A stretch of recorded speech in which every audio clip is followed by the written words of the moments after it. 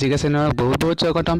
নতুন যি টপিক লৈ নতুন ভিডিঅ' লৈ আপোনালোকক মোৰ চেনেললৈ স্বাগতম জনাইছোঁ। মোৰ ভিডিঅ'টো যদি ভাল লাগে লাইক কমেণ্ট ছাবস্ক্ৰাইব কৰিব নাপাহৰিব।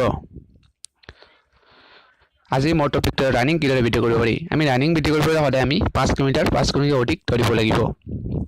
আমি য'তে নদৌৰি কিয়, ৰাস্তাত হওক বা খেলপথাৰত হওক, আমি ৰানিং কৰিব লাগিব, যাৰ দ্বাৰা আমাৰ ষ্টেমিনাৰ বৃদ্ধি হ'ব।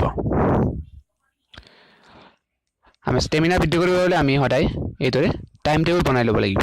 টাইম টেবুল ধৰি লওক, প্ৰথম দিন 1 কিলোমিটাৰ, দ্বিতীয় দিন 2 কিলোমিটাৰ, তৃতীয় দিন 3 কিলোমিটাৰ, চতুৰ্থ দিন 4 কিলোমিটাৰ, পঞ্চম দিন 5 কিলোমিটাৰ, ষষ্ঠ দিন এইদৰে 6 কিলোমিটাৰ এইদৰে ৰানিং কৰি থাকিব লাগিব। ৰানিং কৰোঁতে কৰোঁতে এটা সময়ত এনেকুৱা হৈ পৰিব যে আমি ৰানিং 5 কিলোমিটাৰ কিয় 6 কিলোমিটাৰ ৰানিং কৰিব পাৰিম। 1600 বা আমি 5 কিলোমিটাৰ দৌৰিবলৈ কিছুমান ষ্টেমিনাৰ প্ৰয়োজন হয়। এই ষ্টেমিনাৰ এইদৰে আমি বৃদ্ধি কৰিব পাৰিম।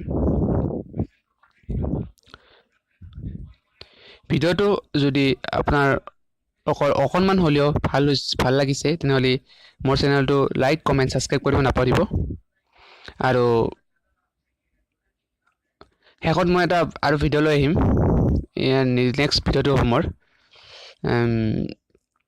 ৰানিং কৰিব হ'লে আমি কিছু বস্তু খাব লাগে, ধৰক কেঁচা সামগ্ৰী বা ফল মূল কিদৰে কি খাব লাগে, এইবোৰ টপিক লৈ আহিম।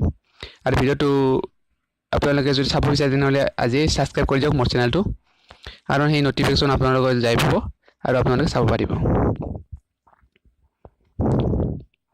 আৰু মোৰ চেনেলটো যদি আপোনালোকৰ এই ভিডিঅ'টো ভাল লাগিছে, এই ভিডিঅ'টো শেষত কমেণ্টত জনাই দিব কেনে লাগিল, আৰু শেষত ছাবস্ক্ৰাইব কৰি দিব। ধন্যবাদ। Knowledge is power.